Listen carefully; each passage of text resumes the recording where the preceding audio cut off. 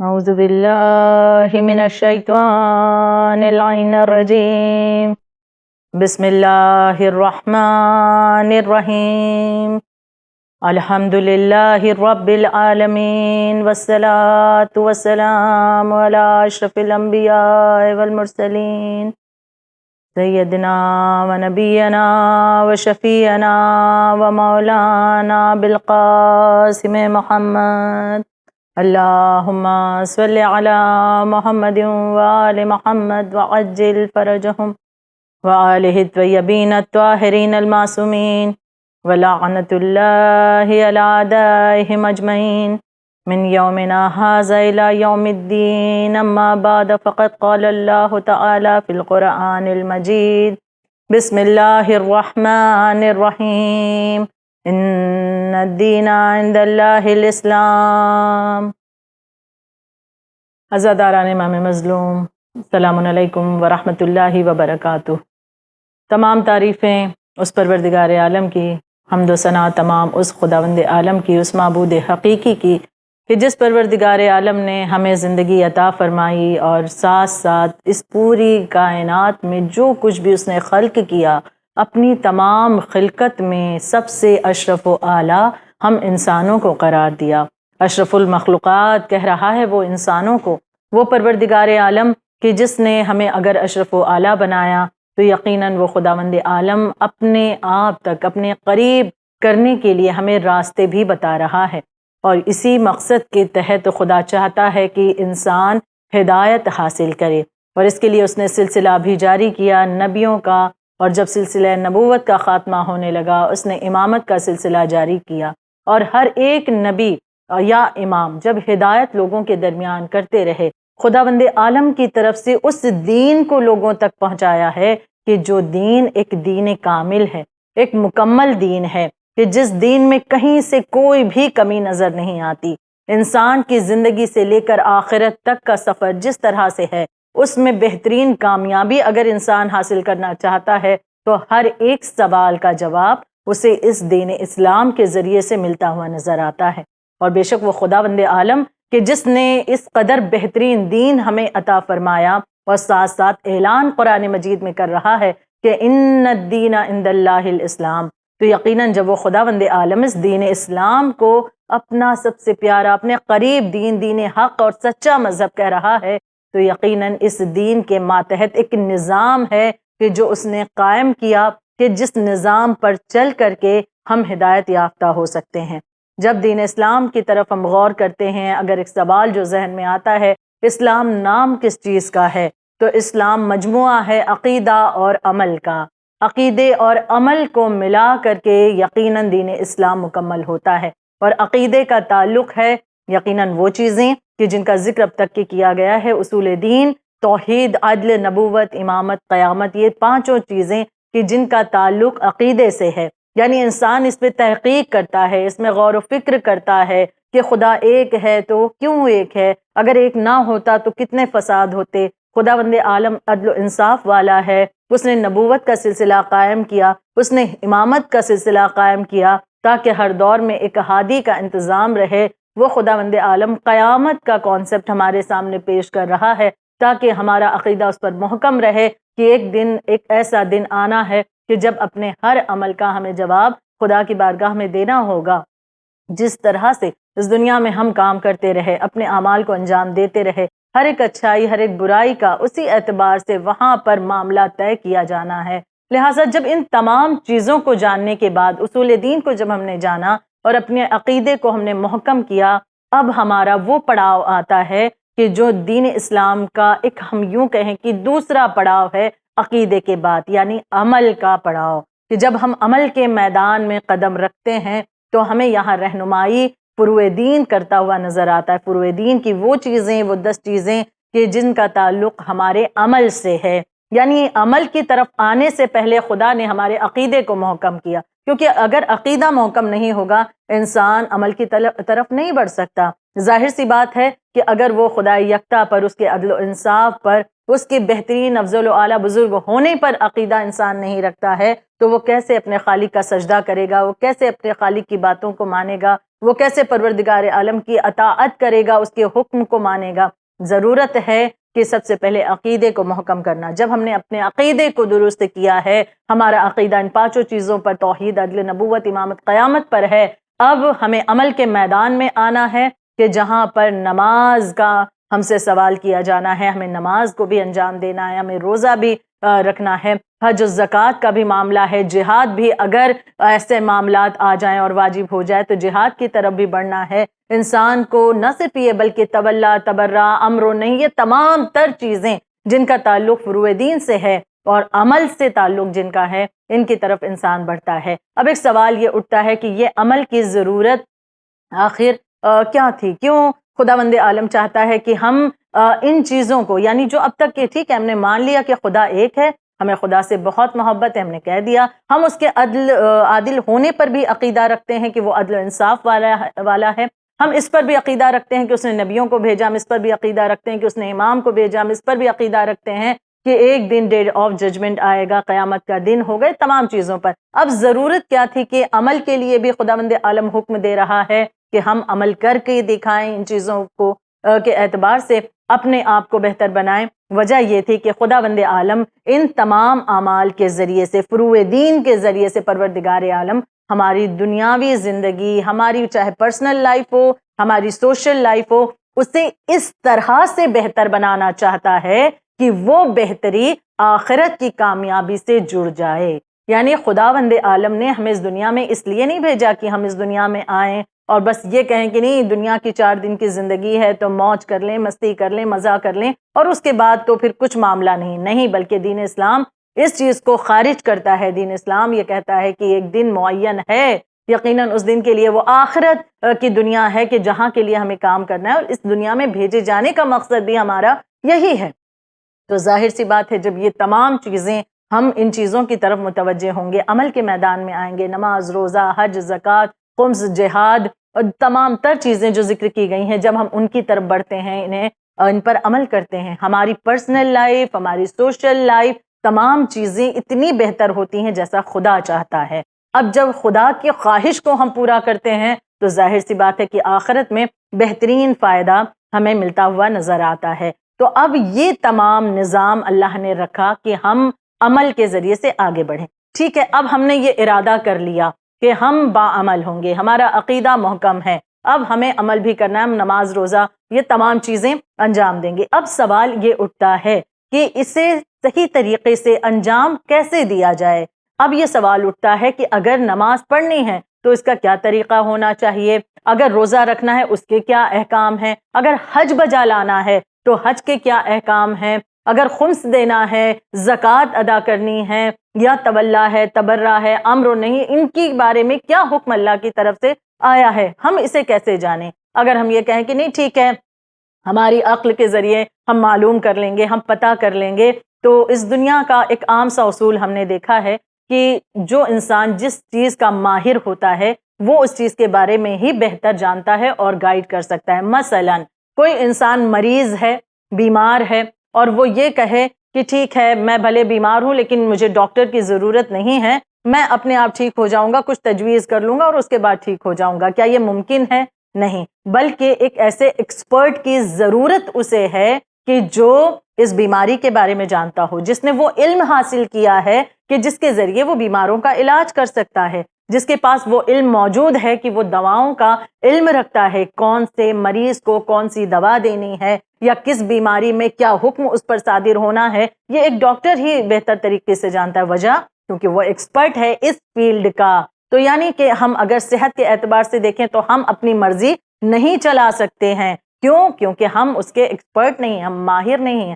تو جب صحت کے اعتبار سے ہم اتنا سوچتے ہیں کہ ہم اگر ماہر نہیں ہیں تو ہم ڈاکٹر کی طرف رجوع کرتے ہیں، دینی معاملات میں ہمارا علم اتنا نہیں ہے تو ہم کیسے یہ کہہ سکتے ہیں کہ ہمیں کسی عالم کی ضرورت نہیں، ہمیں کسی مجتہد کی ضرورت نہیں، ہمیں مراجع کرام کی ضرورت نہیں، ہم تو اپنے آپ میں کافی ہیں، ہم اپنے علم کے ذریعے اس بات کو حل کر لیں گے۔ کیا اتنا علم ہمارے پاس موجود ہے؟ کیونکہ یہ سوال ہم اپنے آپ سے یقیناً پوچھیں، کیونکہ احکام شریعت کو حاصل کرنے کے لیے 3 راستے ہی بیان کیے گئے ہیں۔ اگر شریعت کا حکم ہمیں جاننا ہے تو اس کے حوالے سے 3 راستے بیان کیے گئے ہیں۔ اول راستہ جو ہے وہ ہے اجتہاد کا، ٹھیک ہے۔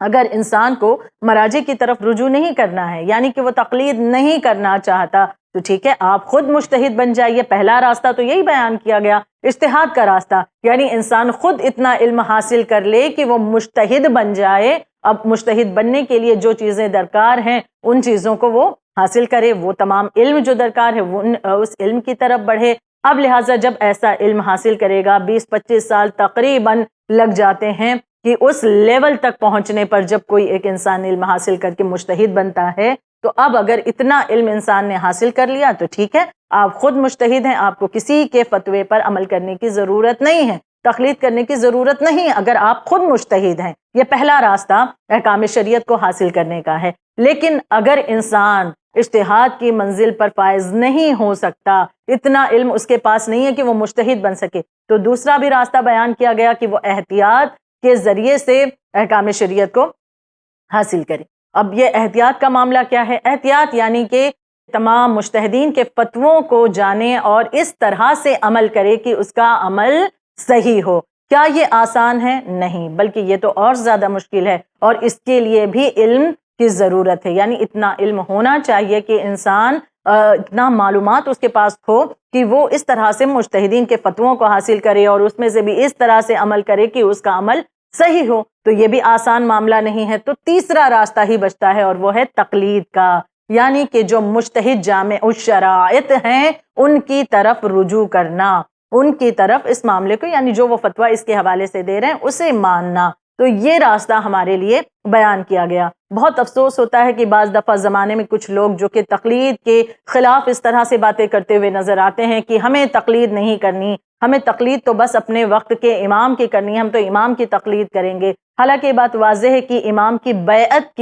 کی جاتی ہے، اور تقلید کا معاملہ یہ ہے کہ تقلید اطاعت کے معنی میں نہیں آتی۔ اگر انسان یہ کہے کہ ہم تقلید کسی مراجع کی نہیں کریں گے کیونکہ تقلید یعنی اطاعت گزاری ہے، یہ ہرگز غلط، یقیناً یہ غلط بات ہے، کیونکہ تقلید کے معنی اطاعت کے نہیں ہیں۔ تقلید کے معنی ہے رجوع کرنا۔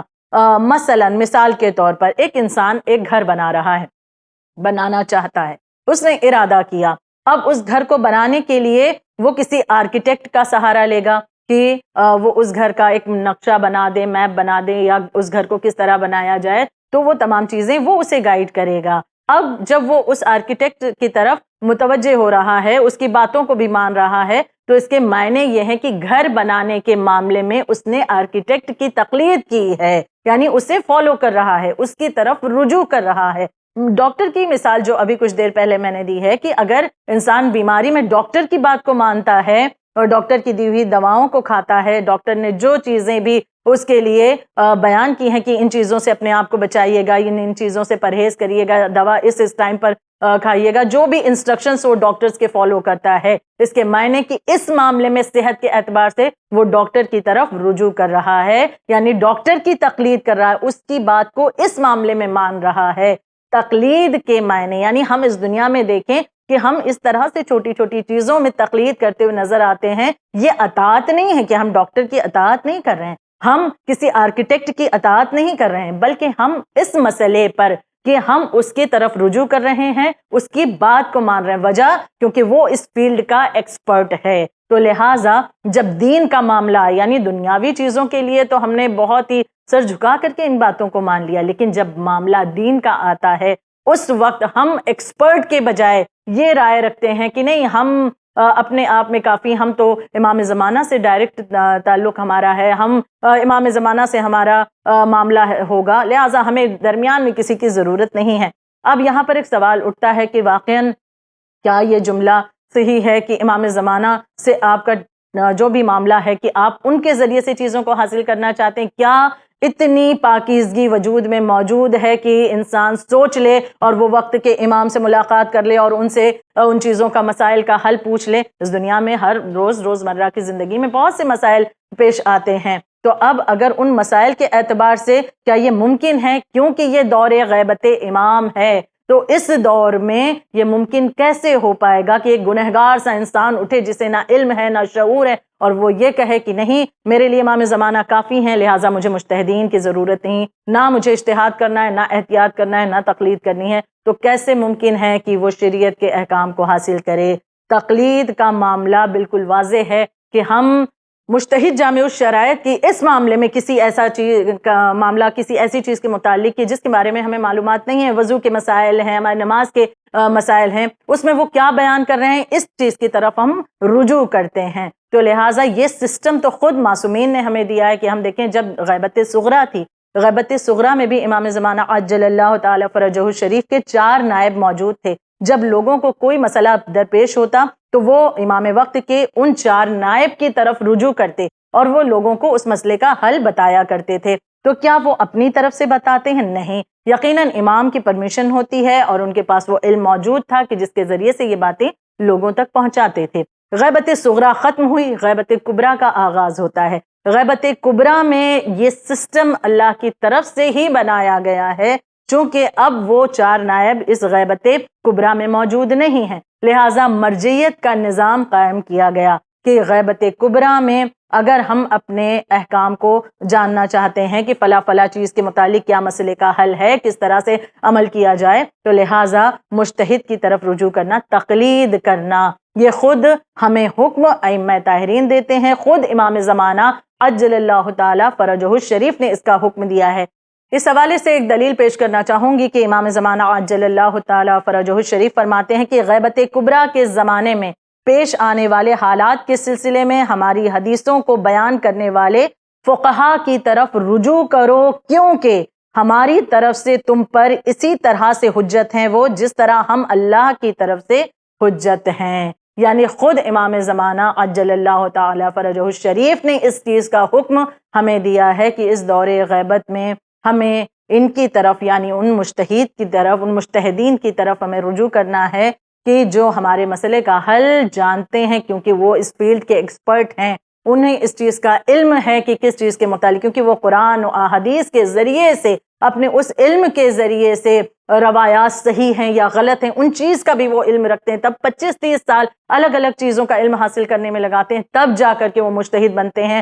اور پھر یہ چیزیں ہم تک کے پہنچاتے ہیں۔ آج بڑی آسانی سے کہہ دیا جاتا ہے مجتہد کی ہمیں ضرورت نہیں، علماء کی ضرورت نہیں، مراجع کی ضرورت نہیں، حالانکہ یہی علماء، یہی مجتہدین، یہی مراجع کرام کہ جنہوں نے دین کی آبرو بچائی ہے، یقیناً اگر آج یہ درمیان میں نہ ہوتے تو کب کی مجھے مسلمان مٹ چکے ہوتے، کب کی شیعت ختم ہو چکی ہوتی۔ لیکن آج اگر اس دنیا میں باقی ہے حق، باقی ہے شیعت، باقی ہے یہ دین، تو یقیناً ان مراجع کرام کی قربانیاں، ان کی کوششوں کا نتیجہ ہے کہ جو آج یہ آسانی سے ہم تک کہ یہ دین پہنچ گیا۔ آج بھی ہم دیکھیں کہ بڑے بڑے اگر معاملات ہوتے ہیں، حق و باطل کا مقابلہ ہو، تو اس وقت یہ مراجع کرام کس طرح سے حق کا ساتھ دیتے ہوئے نظر آتے ہیں، اور اس معاملے میں ذرہ برابر بھی خوف زدہ یہ نہیں ہوتے، بلکہ باطل کا مقابلہ ڈٹ کر کے کرتے ہیں۔ ہم اپنے آپ سے سوال کریں، اتنی ہمت کیا ہم میں آ چکی ہے؟ ہم جن مراجع کے خلاف کہتے ہیں وہ مراجع جو ضعیفی کے عالم میں پہنچنے کے باوجود بھی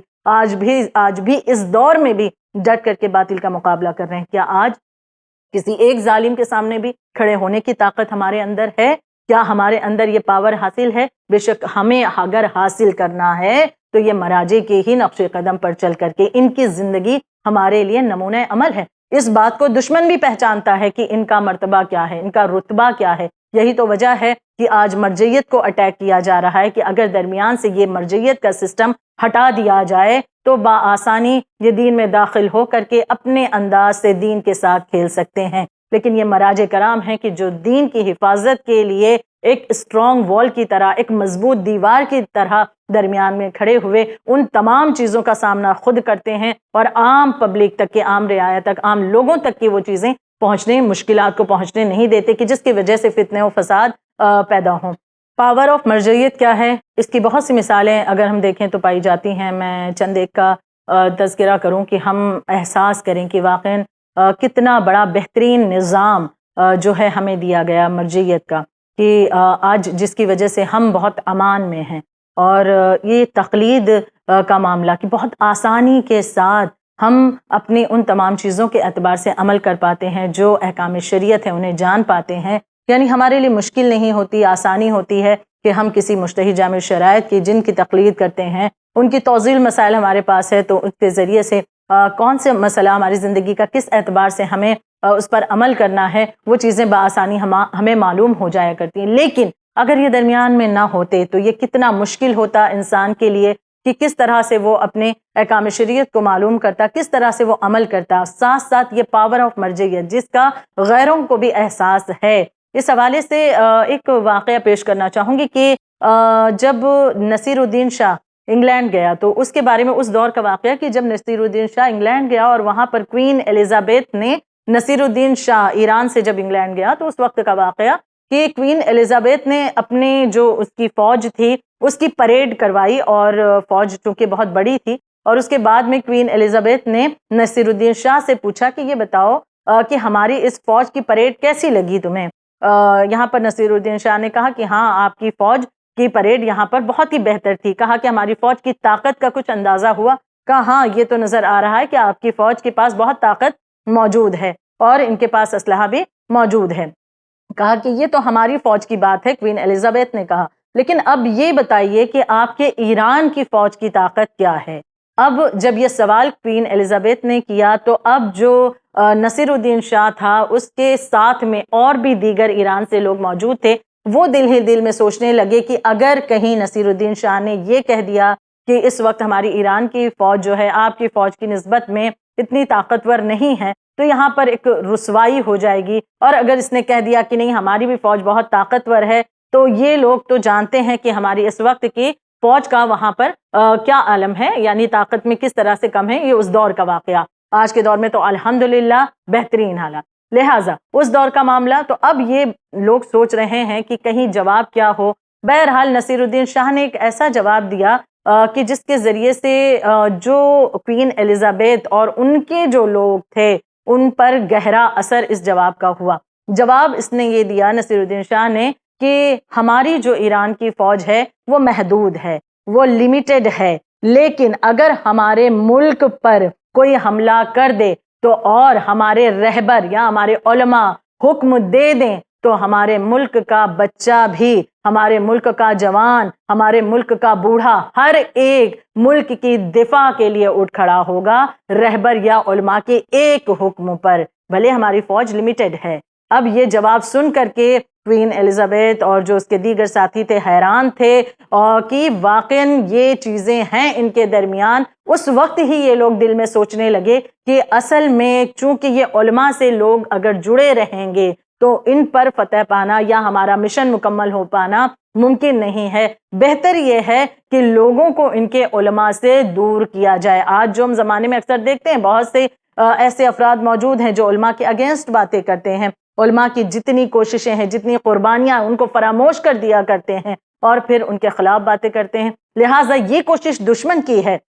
وہ مراجع کو، وہ مرجعیت پر اٹیک کرنا چاہتا ہے، علماء سے دور کرنا چاہتا ہے۔ لہٰذا کوئین ایلزابیتھ نے یہ سوچا کہ علماء سے تو دور کرنا چاہیے اگر رعایا کو، تبھی ہمیں ہمارے مشن میں کامیابی مل پائے گی۔ اور اس کا نتیجہ اس نے دیکھا کہ کچھ دنوں بعد ہی کہ مرزا بزرگ شیرازی کا ایک فتویٰ جس نے تمباکو کو حرام ہونے کا معاملہ جس میں سامنے آیا تھا کہ یعنی آیت اللہ مرزا بزرگ شیرازی کہ انہوں نے جب تمباکو کو حرام ہونے کا فتویٰ دیا تو لوگوں نے دیکھا کہ ایک فتوے کی بنا پر لوگوں نے اپنی تمباکو کی فصل کو آگ لگا دیا تھا۔ یعنی یہاں حکم دیا جائے کہ نہیں اب تمباکو کو بیچنا نہیں ہے یا آپ اس کی خرید و فروخت نہیں کر سکتے، بہت سے لوگ ہیں کہ مانے نہ مانے، لیکن ایک فتویٰ وہاں پر مجتہد سے نکلتا ہے اور اس کا اثر یہ ہوتا ہے کہ لوگوں نے اپنی فصلوں کو آگ لگا دیا۔ عورتوں کے ایمان کا عالم یہ تھا کہ اگر گھروں میں حقہ موجود ہوتا جس میں تمباکو ڈال کر کے حقہ پیا جاتا تھا، انہوں نے حقے کو توڑ دیا، جو گھر میں تمباکو کا اسٹاک رکھا ہوا تھا وہ اسے ختم کر دیتی ہیں، برباد کرتی ہیں۔ کیوں؟ کیونکہ ہمارے مجتہد سے فتویٰ آ گیا ہے کہ تمباکو کا استعمال حرام اس وقت تھا۔ تو لہٰذا یہ مثالیں بھی ہم دیکھتے ہیں کہ ایک فتوے کا اثر یہ ہوتا ہے۔ ایک دوسری مثال بھی پیش کرنا چاہوں گی کہ شیخ جعفر شوستری رحمۃ اللہ علیہ جب تہران تشریف لائے ہیں اور بہت سے لوگ آپ سے ملاقات کے لیے آئے، اور اس وقت جو لوگ ملاقات کے لیے آئے ہیں اس میں روس کا ایک سفیر بھی تھا اور یہ بھی وہاں پر کھڑا ہے اور دیکھ رہا ہے۔ اور جب شیخ آتے ہیں وہاں پر تو جو لوگ تھے ان کے چاہنے والے تھے، ایک مرتبہ ان سے التجا کی کہ کچھ واعظ و نصیحت آپ کریں۔ اس وقت شیخ جعفر شوستری رحمۃ اللہ علیہ نے صرف ایک جملہ کہا، اور وہ یہ تھا کہ یہ سمجھ لو کہ خدا ہر جگہ حاضر ہے۔ یہ صرف ایک جملہ ان کا کہنا تھا کہ جتنے سننے والے تھے، ان کے چاہنے والے تھے، وہاں پر جو لوگ موجود تھے تہران میں، سب کی آنکھوں سے آنسو جاری ہو گئے۔ جب روس کا یہ سفیر پلٹ کر آیا ہے اپنے وطن، تو یہ کہتا ہے کہ میں نے اپنی نگاہوں سے دیکھا ہے کہ ان عالموں کا یہ کنیکشن لوگوں کے ساتھ ہے کہ اگر یہ ایک جملہ کہہ دیں تو لوگوں کے دلوں پر یہ اثر ہو جائے، اگر یہ کوئی احکام صادر کر دیں، یہ کوئی فتویٰ صادر کر دیں تو کیا زبردست اثر لوگوں پر ہو سکتا ہے۔ تو لہٰذا اگر اپنے مشن کو پورا کرنا ہے تو لوگوں کو علماء سے دور کرنا ہوگا۔ یعنی یہ باطل کی سوچ تھی جسے آج بعض دفعہ کم عقلی کی بنا پر لوگ آج انجام دے رہے ہیں کہ خود کو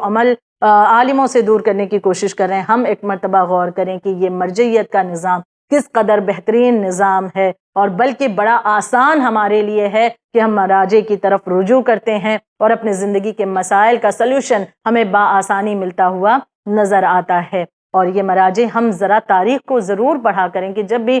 کوئی ایسا فرد جو ہمارے ذہنوں میں یہ وسوسے ڈالے، بالخصوص خواتین سے عرض کرنا چاہوں گی، آج یوتھ کو بعض دفعہ نشانہ بنایا جاتا ہے، جوانوں کو نشانہ بنایا جاتا ہے کہ جن کے ذہن میں یہ ڈالا جاتا ہے کہ نہیں، مراجع کرام کی ضرورت نہیں ہے، امام زمانہ کافی، یقیناً وہ معصوم امام ہے، ان کا ہی یہ نظام ہے کہ جب تک وہ ظاہر نہیں ہوتے ان مراجع کرام کی طرف ہمیں رجوع کرنا ہے۔ یہ خواتین کا بھی یہاں پر ایک رول امپورٹنٹ ہونا چاہیے کہ وہ نگاہ رکھیں ان کا بچہ کیا سوچ رکھتا ہے، اس کی سوچ کو کس طرح سے درست کرنا ہے، کس لوگوں کے درمیان، کن لوگوں کے درمیان وہ اٹھتا بیٹھتا ہے، ان کی سوچ کیسی ہے، کہیں ایسا نہ ہو جائے ہمارا بچہ راہ حق سے بھٹک جائے۔ تو لہٰذا ان تمام چیزوں پر غور کرنے کی ضرورت ہے، علماء کی قربانیوں کو بتانے کی ضرورت ہے کہ اس دین کے لیے کس قدر قربانیاں دی ہیں۔ تمباکو کی مثال ہم لے لیں کہ برٹش امپیریل ٹوبیکو کمپنی جو اپنے پنجے جمانا چاہتی تھی ایران میں، لیکن ایک فتوے کے ذریعے سے اس کی سازشوں کو ناکام کر دیا گیا۔ ہم ہندوستان میں رہتے ہیں، ہم اس چیز کو زیادہ احساس کر سکتے ہیں کہ ہمیں ہندوستان کی آزادی حاصل کرنے میں برسوں لگ گئے، انگریزوں سے نجات ملنے میں ہمیں برسوں لگ گئے، انقلاب آتے رہے،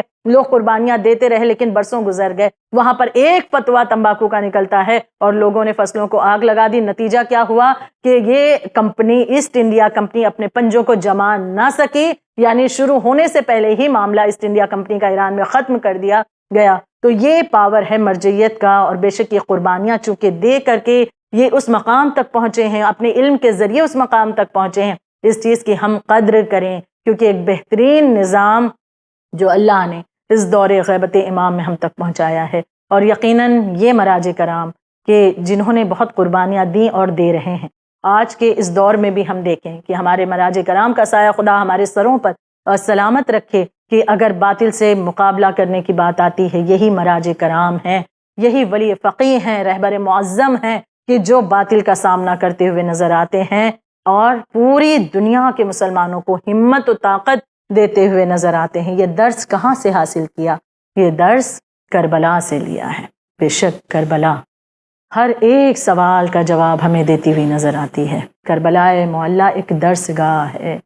کہ ہم اپنے ہر ایک مسائل، کوئی بھی مسائل کا سامنا کر رہے ہوں، لیکن جب ہم کربلا پر نگاہ ڈالتے ہیں، ہمارے درد و غم کا بھی ہمیں مداوع کربلا میں نظر آتا ہے، ہمیں ظالم کے ساتھ مقابلہ کرنے کی ہمت بھی کربلا سے ملتی ہوئی نظر آتی ہے، کیونکہ کربلا میں مولا حسین کے ساتھ ایک چھوٹی سی جماعت تھی، لیکن یہ چھوٹی سی جماعت نے وہ کارنامہ انجام دیا کہ رہتی دنیا تک کے ان کے کارناموں کو یاد کیا جاتا ہے، ان پر گریہ کیا جاتا ہے، ان پر رونا خداوند عالم کو پسند ہے، نجات کا ذریعہ یہ آنسو بن جایا کرتے ہیں۔ بے شک کربلا معلیٰ کہ جہاں پر ہم نے لوگوں کو، اس چھوٹی سی جماعت میں جو لوگ موجود ہیں، انہیں اس دین اسلام کے لیے وقت کے امام کی نصرت میں اپنے آپ کو قربان کرتے ہوئے دیکھا ہے۔ کوئی قید نہ تھی وہاں پر کہ کوئی بوڑھا ہے، جوان ہے، بچہ ہے، عورتیں ہیں، ہر ایک نے بہترین قربانی پیش کی ہے۔ آج 5 محرم ہو گئی۔ 5 محرم وہ تاریخ کہ اکثر و بیشتر معمول ہے علماء کا کہ اس تاریخ میں جناب اون محمد کے مصائب پڑھے جاتے ہیں۔ سلام ہو ہمارا ان شہزادوں پر۔ جناب اون محمد جناب زینب سلام اللہ علیہا کے بیٹے۔ یہ دونوں شہزادے وہ عظیم کارنامہ کربلا میں انجام دیا۔ جناب زینب کے لال ہیں نا جناب زینب، کہ جنہیں اپنے بھائی حسین سے بہت محبت تھی۔ پوری دنیا آج بھی اس بات کو جانتی ہے کہ واقعاً کربلا سے ہمیں سیکھنا ہے کہ رشتوں کو نبھایا کیسے جائے۔ آج بھائی بہن کے درمیان، آج بہت سے رشتوں کے درمیان کس قدر دوری ہوتی چلی جا رہی ہے۔ ہم مولا حسین پر روتے تو ہیں، گریہ تو کرتے ہیں، بھائی بہن کے مصائب کو سن کر کے روتے تو ہیں، لیکن ہم نے ان سے کیا درس حاصل کیا؟ کربلا میں ہم دیکھیں ایک بہن ایسی بھی ہے جس کی محبت اپنے بھائی کے لیے اس انداز سے ہے کہ جب دیکھ رہی ہیں کہ بھائی حق کے لیے قیام کر رہا ہے، باطل کو مٹانے کے لیے اٹھ رہا ہے، ایک مرتبہ جناب زینب سلام اللہ علیہا بھائی کے ہمراہ مدینہ چھوڑ کر کے سفر کرتی ہیں۔ جناب زینب اب جب سفر کر رہی ہیں، اپنے بھائی کے ساتھ ساتھ ہیں، جناب زینب سلام اللہ علیہا کے شوہر کو ساتھ چلنے کی اجازت نہ ملی،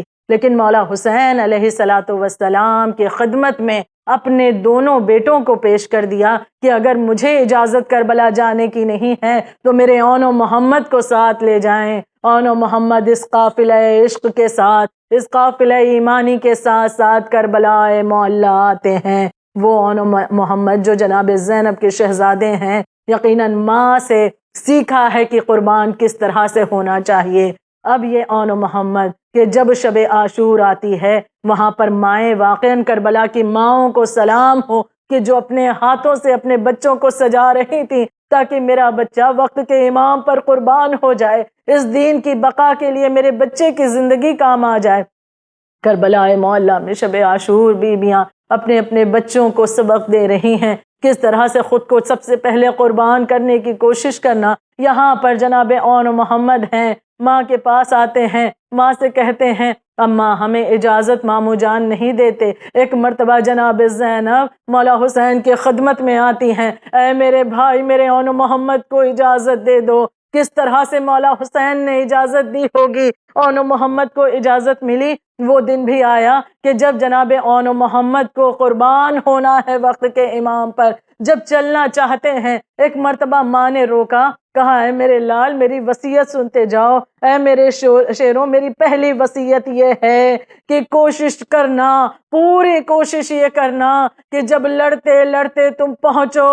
یزیدی لشکر کے سامنے تو عمر سعد جو میرے بھائی کا دشمن ہے اسے قتل کر دینا۔ میری یہ پہلی وصیت ہے۔ دوسری وصیت یہ ہے کہ میرے شیروں اگر لڑتے لڑتے تم فرات تک پہنچ جاؤ تو خیال رکھنا کہ پانی کا ایک قطرہ بھی نہ پینا، کیونکہ تمہارے ماموں کے بچے پیاسے ہیں۔ یہ کیسے ممکن ہے کہ میرے بھائی کی اولاد پیاسی ہو اور میرے بچے سیراب ہو جائیں؟ بچوں کو رخصت کیا ہے، ایک شہزادے کو مولا حسین نے سوار کیا، ایک شہزادے کو مولا عباس نے سوار کیا ہے۔ اون محمد روانہ ہوئے، ایک نے میمنہ کی طرف سے وار کرنا شروع کیا، ایک میسرہ کی طرف سے، یہاں تک کہ قلب لشکر میں آتے ہیں۔ دونوں بھائی ایک دوسرے سے کہتے ہیں کہ اب عمر سعد کا معاملہ ہمیں تمام کرنا ہے۔ ادھر عمر سعد ملعون لعنت اللہ علیہ حکم دیتا ہے اپنے لشکر کو ان بچوں پر ٹوٹ پڑو۔ ایک مرتبہ لشکر یزیدی اون محمد پر ٹوٹ پڑا، ایک شہزادہ شہید ہو گیا، ایک شہزادے میں ابھی کچھ حیات باقی تھی، آخری لمحہ ہے، صدا دی ماموں کو۔ ایک مرتبہ مولا حسین شہزادے کے قریب پہنچے، کہا اے ماموں جان اماں سے سلام کہنا اور یہ کہنا کہ ہم نے فرات کے قریب ہو کر بھی پانی کا ایک قطرہ نہ پیا۔ اون محمد کے جنازے کو مولا حسین نے اٹھایا، خیمے میں لے کر آئے ہیں۔ جب بھی کوئی جنازہ آتا تھا جناب زینب سب سے پہلے آگے بڑھتی تھی، لیکن جب اون محمد کا جنازہ آیا، اللہ اللہ وفائے جناب زینب، صبر زینب کو سلام، یہ ماں آگے نہ بڑھی۔ خیال یہ تھا کہ میں ماں ہوں، کہیں میری ممتا کے تحت دل تڑپ نہ اٹھے، اون محمد کے جنازے دیکھ کر میں تڑپ نہ اٹھوں، اور اگر میں تڑپ اٹھی تو میرا بھائی کہیں شرمندہ نہ ہو۔ جناب زینب اون محمد کے جنازے پر نہ آئی کہ میرا بھائی اس کے چہرے پر شرمندگی کے آثار نہ ہوں۔ اون محمد کی شہادت کو الا لعنۃ اللہ علی القوم الظالمین، الا لعنۃ اللہ علی قوم الکاذبین، سیعلم الذین ظلموا أی منقلب ینقلبون۔